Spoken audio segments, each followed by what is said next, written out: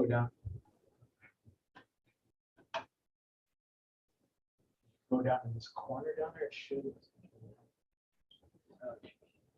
Stop. There we go. So today is the formal party rulemaking kickoff coordination party, if you will. The agenda today is we're going to talk briefly about what the scope of the rulemaking is. The most important aspect of today is to discuss important dates. We want to ensure that all the parties are using the online submittal system that we have. Actually, we had Mr. Stills and stuff sent me an email regarding one of our the email list that we had his old email on it. So this is going to be our way of ensuring that we have the proper up-to-date information and stuff for all parties going into the formal process. And then we're also going to talk about the format for the Mineland Reclamation Board hearing in May. So to kind of give everybody an idea of what we're looking at and also get some feedback in it from stakeholders and stuff as we're setting this up. So, all right, next one.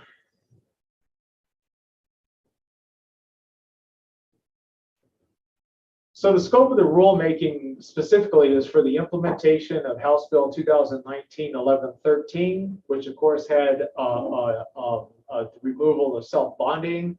It also addresses perpetual water treatment and kind of memorializes some of the things and stuff that the division has done over the course of time. And then we're also going to be talking about the definition of production. As everybody's aware, in the statute and in rules, it talks about development. It talks about mining activities and other things, but there's not an actual definition of production, which has created issues and stuff when we talk about temporary cessation. And we'll also be talking about that temporary cessation process. And also throughout the rules, we are updating them for e-filing and electronic filing of documents and submittals and stuff for board hearings and everything, and just a couple of general edits in that. So to kick it off, some important dates that we have put out there. These are all on our website, and that will be kept up to date and stuff moving through this process in case there's any changes. And once we have a list of formal parties and stuff, if there's any changes, we'll be sure that all parties and stuff are notified via email and stuff as well. On March 25th, we submitted the red line draft rules and stuff to the Secretary of State for publication, and it was accepted, and we verified that they were indeed published. Today's meeting is the kickoff of the formal party status with the coordination meeting that we're doing now. The next important date that's on our list is April 14th. Where any party that wishes to be a formal party in this process, we need them to try to get here a little bit closer and stuff and that, and see if that helps out. I see Brian said that I'm cutting out, so it's a lovely a system we have here at 1313. So So we are going to, all parties need to request formal party status by 5 p.m. on April 14th. To do that, if you go to our website, there is a form to fill out, in that for submitting comments or everything else. If you'll go in there and fill out, click on the formal party status and just note that you want to be a formal party. That will download everything into our list and stuff so that we have everything in one spot for future reference. On April 21st, we have two important things. First, pre-hearing statements are due from all formal parties. We also, at this time and stuff, are requesting all of the alternate proposed rules and language and stuff are due. And that way we have time to process those and work to get them to the board and for our own review purposes and stuff. On April 26th at 9 a.m. in the morning, we are going to have a pre-hearing conference. That pre-hearing conference will be by Zoom for all formal parties, and the general public may attend that via the YouTube channel like we're doing with this hearing or this meeting today. When we get to May, there's some important dates that are due. May 2nd, we will have a request for non-party status to address the board. What we'll try to do is when we're setting up the format for the board hearing, we'll make sure that the non-parties that just want to make general comments and stuff on the rulemaking and stuff have that opportunity to be heard, just like in a normal board hearing. On May 5th, we're asking for all formal party rebuttal statements. So once everybody is able to see everybody's suggested edits or new rules and that, there'll be an opportunity for everybody and stuff to have rebuttals to that. We're out asking non-parties who wish to submit written statements to the board regarding this to have those to the division and stuff by May 9th. And the reason for that is so that we have plenty of time to get those put together and get those sent to the board so that the board has an opportunity to read those prior to the next week's hearing. So on May 18th and 19th, that will be when the Mineland Reclamation Board will formally meet for promulgation of the rules. And we'll talk a little bit about the format of that and stuff here. And we also want to throw out that we'll have this discussion with the board here in 2 weeks, but there's a potential that we may, depending on how the hearing goes, we'll probably notice it for at least a half a day on May 20th, so that there's an opportunity and stuff for if it spills over and there needs to be a little bit of extra time, the board has time for additional deliberations and final adoption. But that's potentially, I want to make that really clear and stuff right now. It's not set in stone just yet. One quick correction. Yeah. Sorry, and for those of you I've not met, sorry, we can't see the full panel of participants here because of the sharing screen. I'm Jeff Fugate. I'm the division's attorney with the Attorney General's office. I've been assisting Russ and his staff on this rulemaking. One quick correction on this slide that kind of slipped through both Russ and I's edits. May 9th for non-party written statements, that's incorrect. It's May 2nd. So apologies for that. Okay. The notice of rulemaking has kind of the full outline of the scheduling and due dates, and May 2nd is the date for non-party written statements. That's by design, so that then that May 5th rebuttal statement due date, I believe that's the last kind of written process for the board. That way everyone can respond to all of the written comments that have been submitted up until that point. So my apologies for not catching that. No, and me, I think we had that discussion and we switched the date, realizing that error, but then it didn't get changed and stuff on what we're using here. So if there, to be clear, if anybody has any questions, the request for party status and the written statements are all due on May 2nd.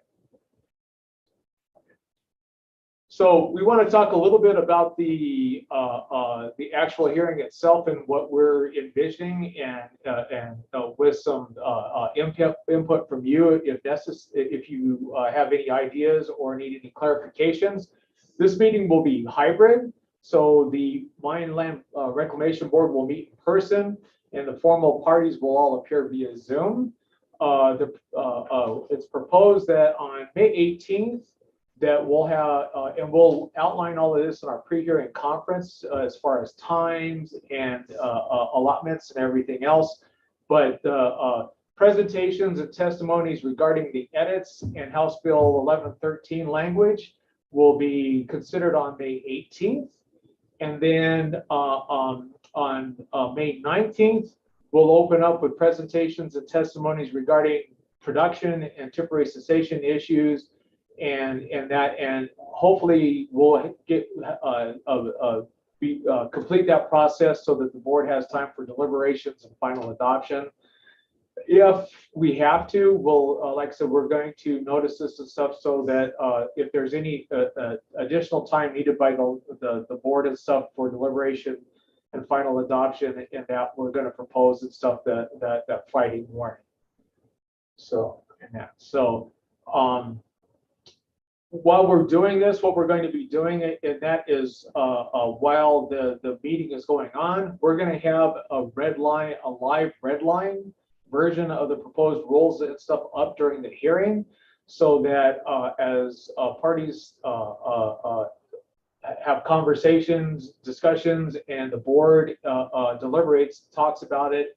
If we need to make adjustments and stuff to that to the red line to account for those changes, we'll have it up there so everybody can see that. So that when we walk away from it at the end of the day and stuff, we hit save, we have everything and stuff that everybody's agreed upon, and that. So we're working on the logistics of how to have that up on the screen at the same time we're having presentations and stuff. But we're working on that. But staff will be doing those edits as we go along, so that there's no misunderstandings and stuff, and that at the end of the day and stuff of what's been agreed upon.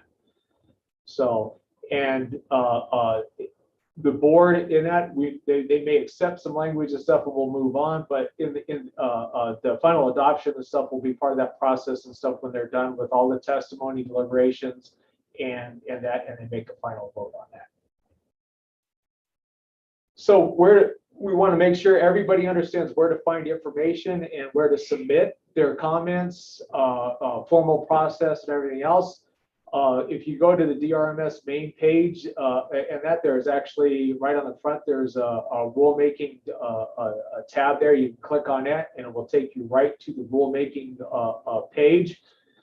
That's right here and stuff. The main rulemaking page is https drms.colorado.gov/2022 Hard Rock Rulemaking.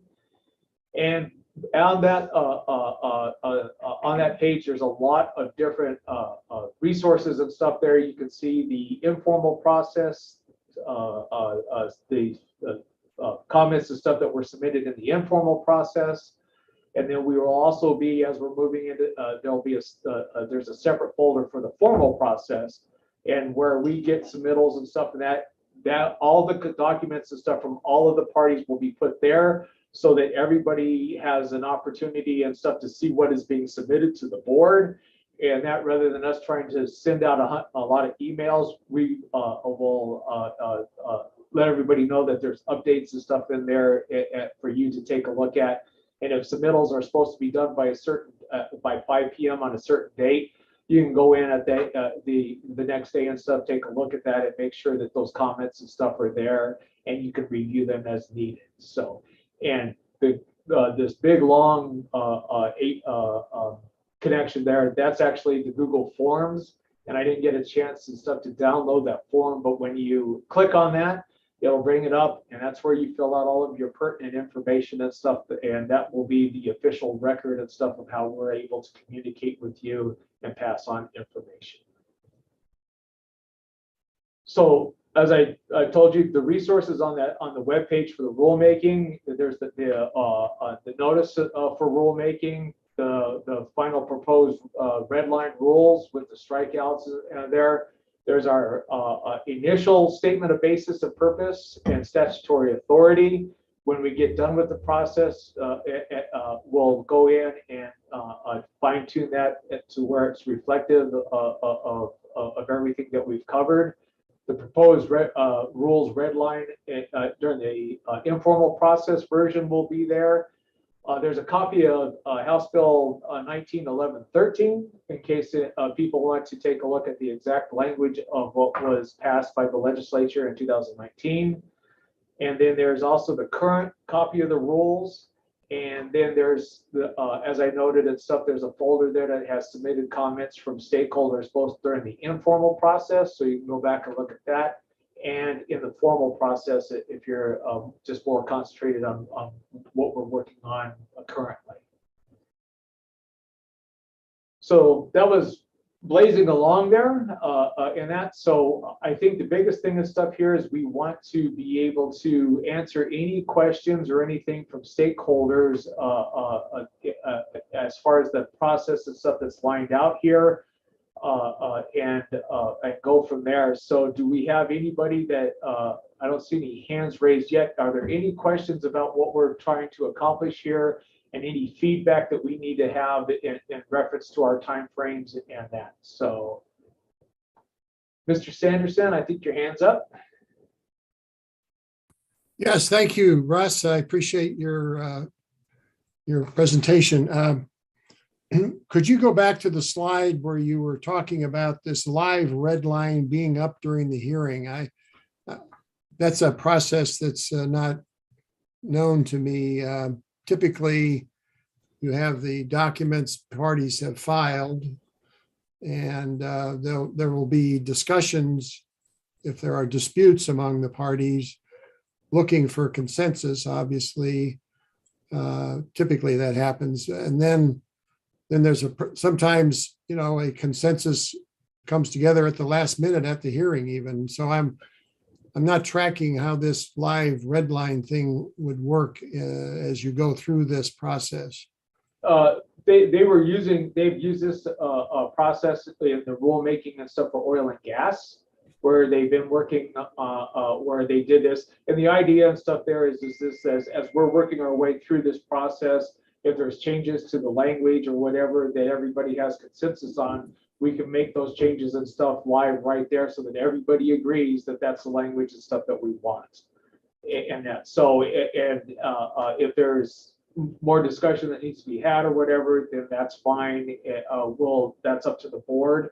But that's the idea and stuff is that if there's a proposed language and for a certain rule or something, and there's a word or something there that a particular stakeholder has an issue with, we can adjust that right then and there so that we're not trying to backtrack and stuff later on through notes and everything else to make those corrections when we miss something. So the idea and stuff is that this is kind of our live note taking, and that everybody, when they have a chance to look at it, make sure that they understand that. Or if that's not exactly what a stakeholder, everybody agrees on and stuff, we can stop and make sure that there's consensus on that before we move on. And Jim, just to supplement that, I mean, a lot of this is really going to be geared towards what the board wants to do. Yes. And based off of kind of their deliberations, some of the red line changes or language changes that they want to see.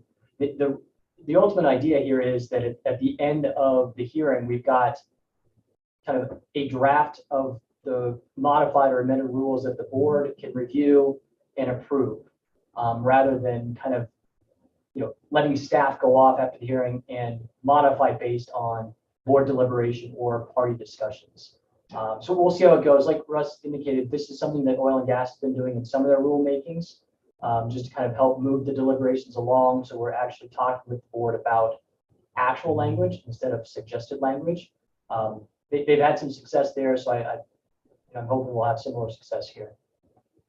So Jeff, as an example, if Mr. Jones is a party, picks a section ABC and wants to change, add a sentence at the end for some reason, whatever it says, and has that as a proposal that's been made, and let's assume there are conversations and none of the other parties object to that new sentence, and let's assume that the division doesn't object to the sentence, so there'd be a consensus among all the parties to add this sentence at the end of ABC section. So someone would type that in and that would be up on the screen. Is that an example that sounds right? Right, yeah, Yes. Yep. Okay. And then that would be something that the board then could see the actual language being proposed or the consensus language, and hopefully make their deliberation discussion a little more on point and efficient. And similarly, another example, so I'm thinking the way you guys have given this a lot of thought, obviously. So that same example that Mr. Jones has this extra sentence to be added, and Mr. Smith wants to tweak that sentence by changing the verbs here and there. And let's say a third party opposes it altogether.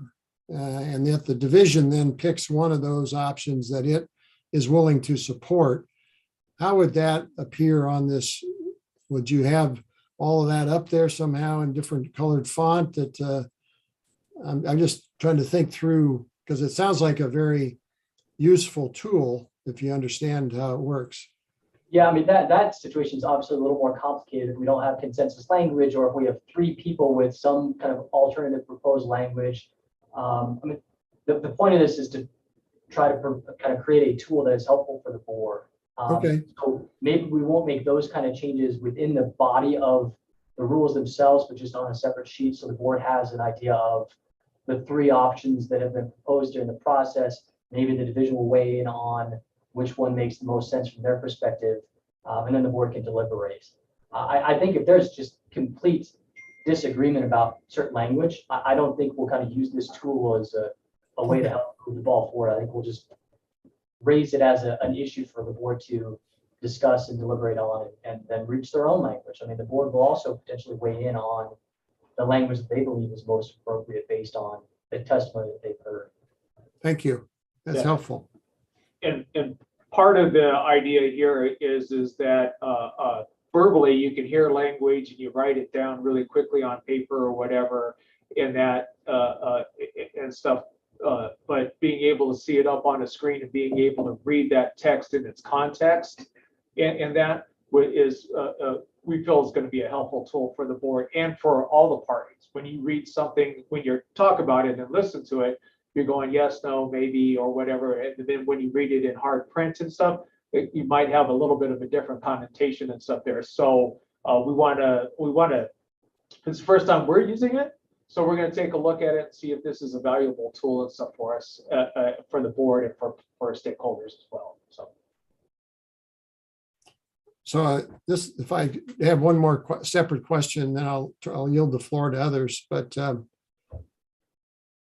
in other rulemakings with other agencies over the years, I have experienced where you have the pre-hearing statement, then you have the rebuttal statement. So you kind of know where the parties are on, say, 2 or 3 key issues.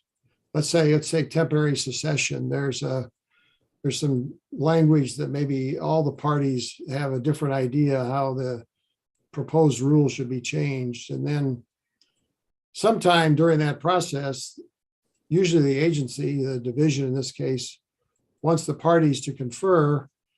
Can we come together on something, and reach a compromise that the group would support as acceptable or not objectionable to them, to make it a little simpler for the board to hear?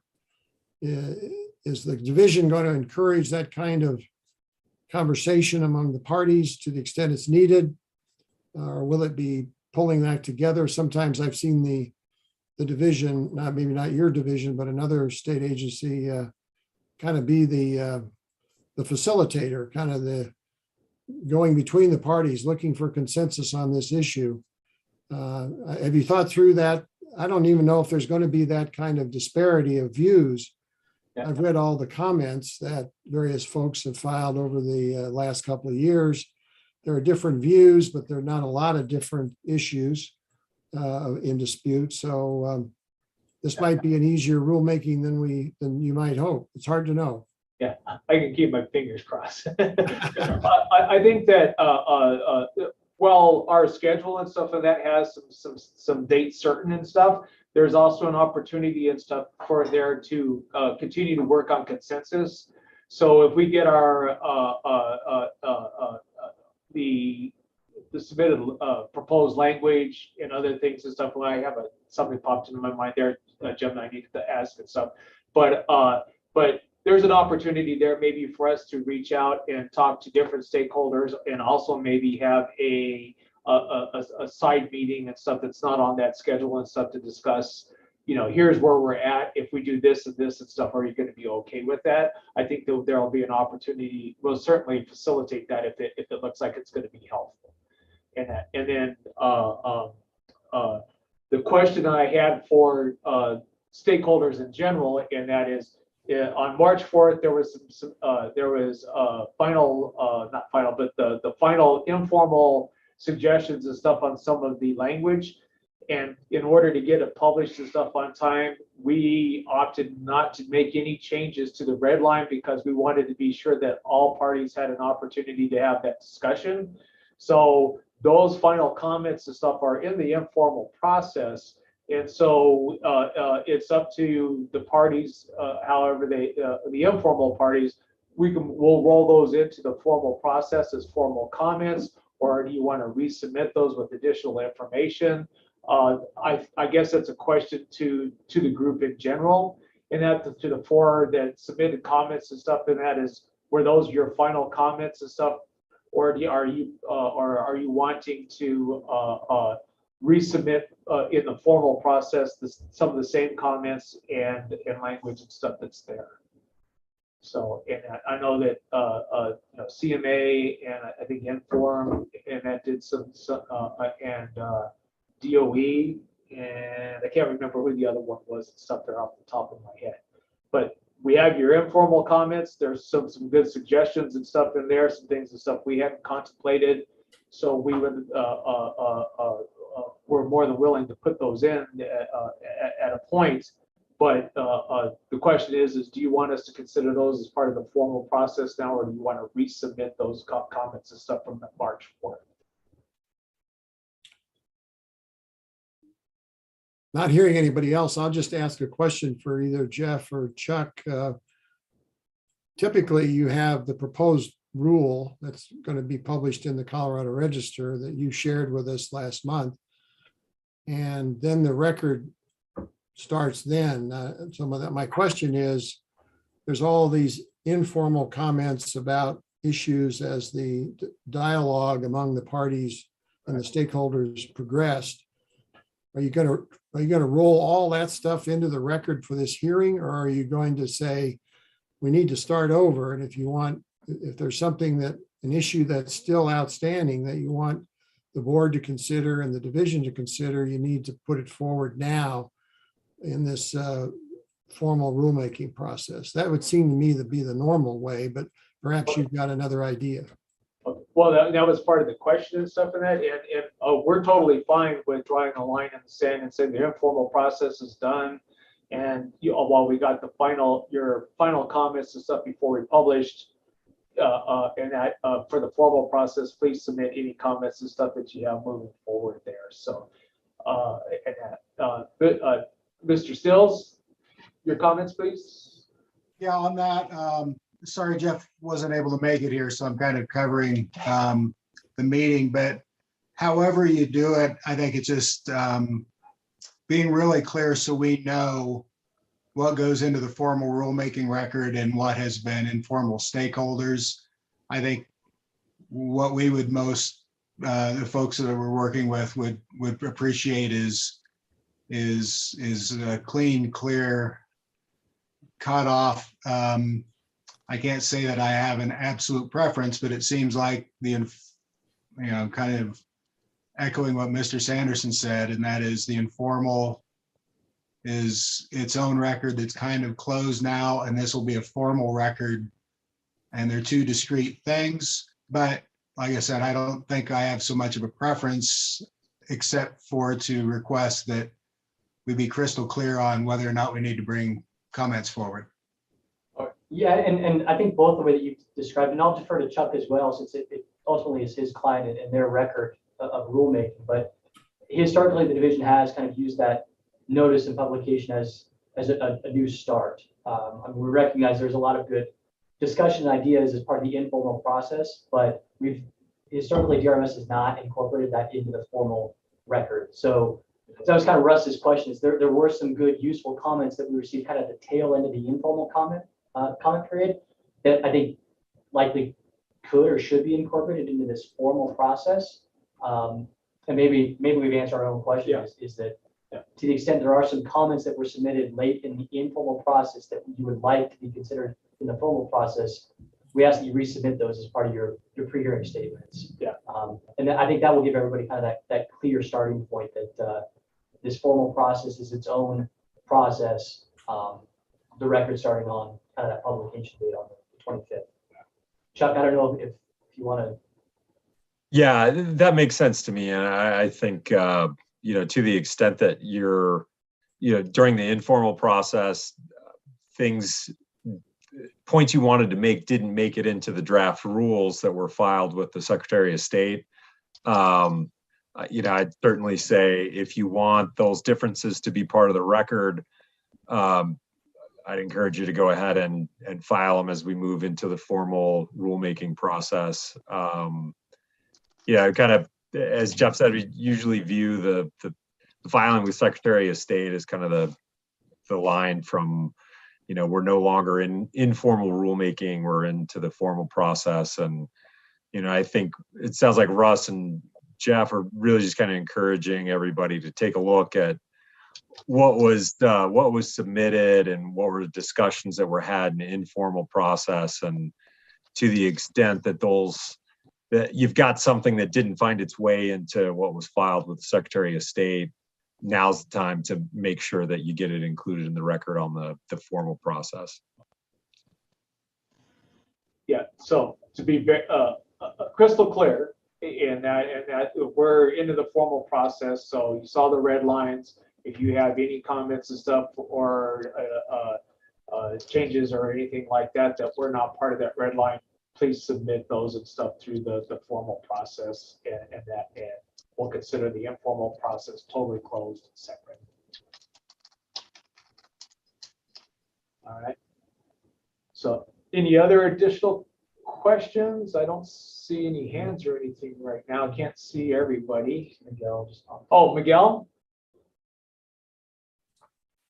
Hi, thanks, Russ. Yeah, I just had a few questions, some that kind of came out of the discussions here. One, though, is on the proposed rule. It kind of indicates in the file name that it's like a red line, and I think there were a few kind of different colored fonts in some of the definitions up front.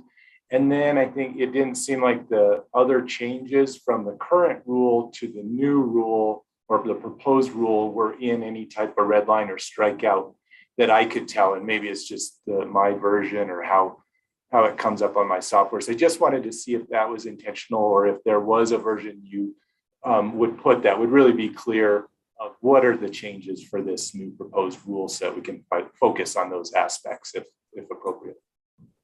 The copy that we sent, you may have had a couple of different colors font, but that was not intentional. I think it was because we had a few different people that were entering in the information, and that's just the way it kind of came out. So that was not intentional.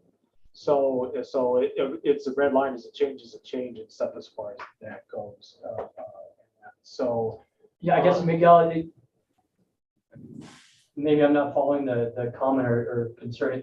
Do you think there's some changes that are not reflected in the draft, or is it just because of? Well, I think, I guess what I see is there's the changes in the language in the proposed rule that's on the website are included, but they're in the same font as all the rest of the text. So you can't necessarily distinguish what's been changed unless you get a side-by-side of the current rule that's been approved since 2019 versus the proposed rule, and then kind of read them side by side to see what the changes are. It's like a strikeout,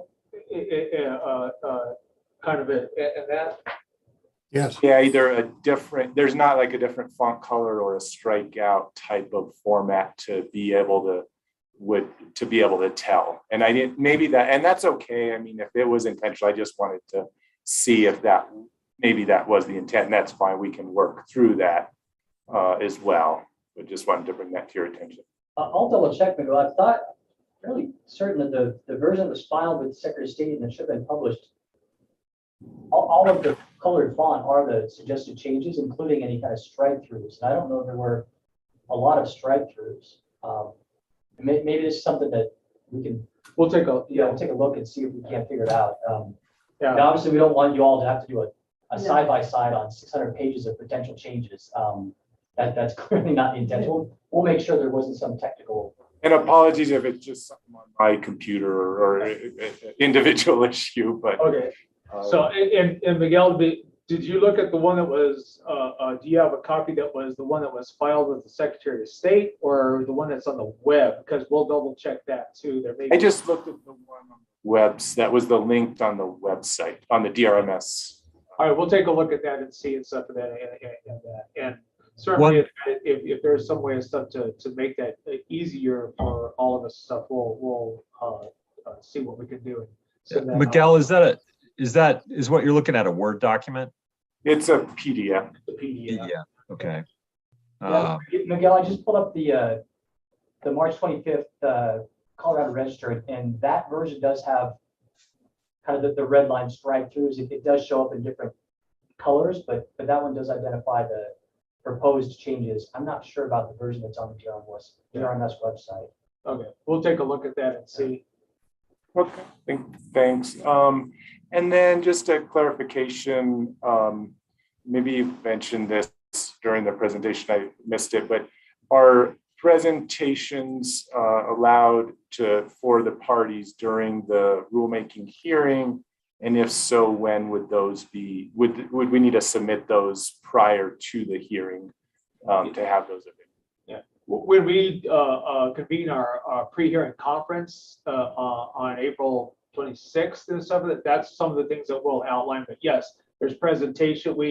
There's going to be time for all the parties to do presentations and testimony, and we will we'll figure out allocate time and stuff for that for all the parties. We can't spend so that everybody understands. We can't spend all day on presentations in that. So we're going to have to be concise about what we're talking about, so that we give the board and stuff optimal time and stuff for discussion. But we also want to make sure that everybody has an opportunity to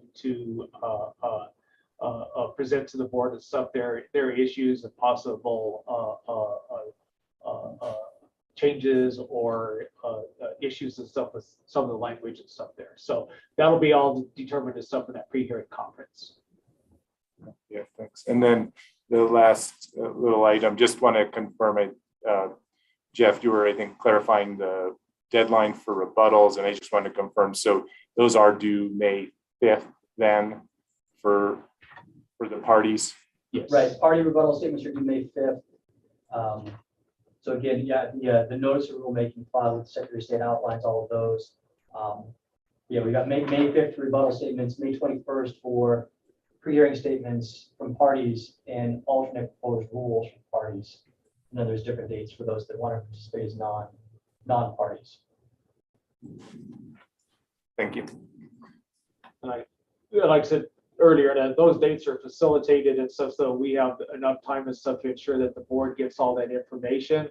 Because if we send stuff to them on the Friday before the board meeting, they'll never get a chance to read it. So we want to make sure that that's in their hands and stuff with ample time and stuff for review. All right. Any other questions? Hey, Russ, it looked like Dale Ratliff had a question possibly. I don't know if he still does or if it was answered. Okay. Hey, I'm new here. I haven't been participating, but I was actually just going to respond to Miguel's comment because I was evaluating the rules for the very first time to get caught up yesterday and noticed what he said. Okay. That the rules posted on the website, the final rule posted on the website seems to be missing some of the red lines, but the one published with the Colorado Register has them all captured. Okay, well, what we'll do and stuff is we'll verify that, and if we'll download the one and stuff from the Secretary of State and be sure that's the same one that's on the website. So, thank you for pointing that out. So when you're putting all this stuff together, there's a lot of different drafts and stuff that float out there. So, And please, I mean, as we try to post things on the website to make sure everybody has access to everything, if you're seeing something that is in error or is missing, please shoot Russ or I or both of us an email so we can get that fixed. yeah, absolutely. So, okay. Any other questions? As we start to dive into this and stuff and that, I want to thank all of you for your participation, especially in the informal process. We've got a lot of work and stuff done. It's kind of nice and stuff to be seeing the end of the tunnel here and stuff, and hopefully it's not the train that's gonna get us. So, but anyway, but I appreciate all of your time today. And as Jeff just noted, if you have any questions or spot something and stuff that needs clarification or something, please feel free to send us an email. Probably is the best way, or give us a call and stuff, and we'll get right back to you on that, because this is the highest priority for the division right now. So, and if there's no other comments or questions and stuff, then we will call it complete, and we will be talking to you later. Thank you. Thanks all. Russ, I'm Yeah. sorry, Mr. Sanderson, did you No, have? just waving goodbye. Oh, just Okay. wait, goodbye. Okay. All right. All right, great. All right, we'll talk to you.